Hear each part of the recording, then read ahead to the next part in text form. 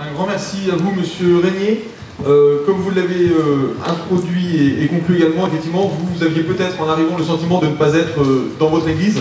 Ce qui veut dire que, si je résume sur cette idée-là, la Manif pour tous, parmi ses nombreux talents, a également celui d'être à la fois aconfessionnel et œcuménique.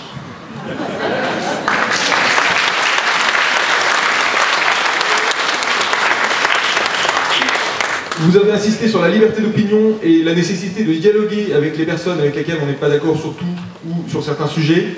C'est évidemment ce qui nous fait vivre aussi depuis 2012. C'est parfois difficile parce qu'on a eu, dans certains cas, l'impression de ne pas avoir en face des gens qui voulaient dialoguer, mais en ce qui nous concerne tous ici, c'est quelque chose qui nous fait vivre au quotidien et qu'on continuera.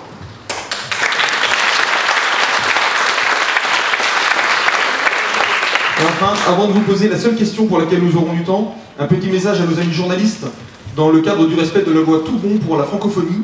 Lorsque vous reproduirez éventuellement ces propos en parlant de design d'enfants, n'hésitez pas à mentionner plutôt l'eugénisme.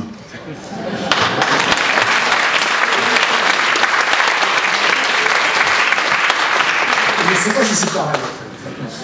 Je ne sais pas si c'est la même chose, je ne crois pas. Techniquement, je ne crois pas. Je ne dirais pas ça, mais je comprends votre remarque. La seule question donc, pour laquelle nous aurons un court moment est intéressante en ceci. Pensez-vous que la Manif pour tous puisse être le versant conservateur de mai 68 ? Ah, c'est comme pour Yvan, vous posez des questions très simples, en précisant qu'il vous reste 1 minute. C'est assez retors. Non, c'est une question passionnante. Il y a en tout cas, je me méfie de moi-même, hein, parce que je ne veux pas vous faire perdre de temps et être trop long. Il y a en tout cas des signes qui indiquent que, d'une manière générale, avant de le cliver politiquement, ou culturellement, ou philosophiquement, de manière générale, les événements les plus significatifs qui ont eu dans le monde politique depuis à peu près une vingtaine d'années, 10 ans, ça c'est très net, 10 ans, ça, se sont passés en dehors de la sphère politique organisée et classique, en dehors des partis politiques, qui ont généralement tenté de poursuivre un mouvement qu'ils n'avaient pas initié, dont ils n'étaient pas du tout les auteurs, qui d'ailleurs souvent l'ont fait, tout en montrant qu'ils n'étaient pas d'accord, tout en disant qu'ils étaient pour, etc. Je suis ni pour ni contre, bien au contraire, vous connaissez la formule qui a été vraiment prononcée par un homme politique français honorable, mais là, qui nous avait bien fait rire. Donc c'est un peu, si vous voulez, ce premier élément. Il y a un point commun avec la référence à 68 dans ce sens, il y a des mouvements qui viennent de la société elle-même. Les 68, comme vous le savez, n'était pas le résultat d'organisations partisanes classiques en tout cas. Je dirais que c'est sans doute un mouvement plus profond, le mouvement que vous représentez, plus profond, avec une assise plus large, plus installée dans le pays, sans doute, que le 68 était quand même un mouvement sociologiquement très étroit et géographiquement très urbain, pour ne pas dire très parisien. Il est évident que votre mouvement va au-delà, ça c'est certain. De même que les pigeons, les tondus, etc., dans un autre domaine, sont des mouvements qui m'ont intéressé pour cette raison-là. Et puis sur le fond, vous construisez un discours qu'on peut qualifier de conservateur. Il faudrait voir ce que l'on met dans cette désignation-là. Disons conservateur, oui. Je ne sais pas, en revanche, si on peut dire que c'est une espèce de contre-révolution, parce que vous ne parlez pas au même monde du tout, et vous ne parlez pas du tout du même monde. Les questions que j'ai évoquées ici sont des questions qui...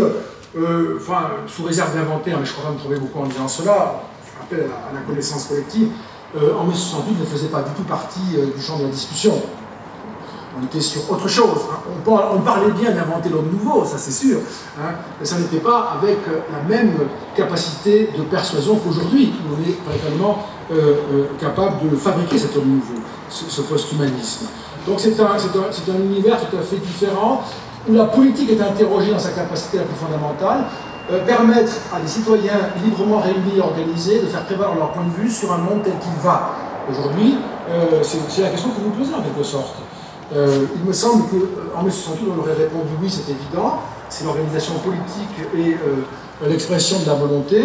On a toute une série de réponses assez crédibles dans la possibilité de le faire. Aujourd'hui, la question que vous posez, elle est sur comment opérer cette action sur le monde tel qu'il va, le cours des choses. Et je termine là. Vous avez bien vu que j'en appelais aussi quand même aux partis de gouvernement, tous, ou tous ceux qui veulent gouverner, leur mutisme tient aussi à cela. Ne pas savoir, au fond, comment on peut retrouver une certaine prise sur le cours des choses. Et il est évident que, je le redis, et je termine là-dessus en vous remerciant vraiment beaucoup de votre attention et de votre accueil, et j'admets qu'il y a beaucoup de désaccords, certains l'ont exprimé de manière assez sympathique, je veux dire, Ayant été candidat en 2015, franchement, j'ai fait bien pire, voilà, je suis un petit peu... c'était rien du tout. Je veux juste vous dire que c'est quand même ce sujet-là, de quoi sommes-nous capables aujourd'hui?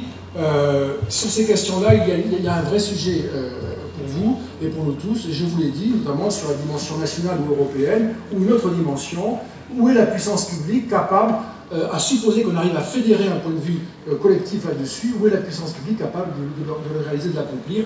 C'est un point qui me paraît décisif. Je vous remercie beaucoup.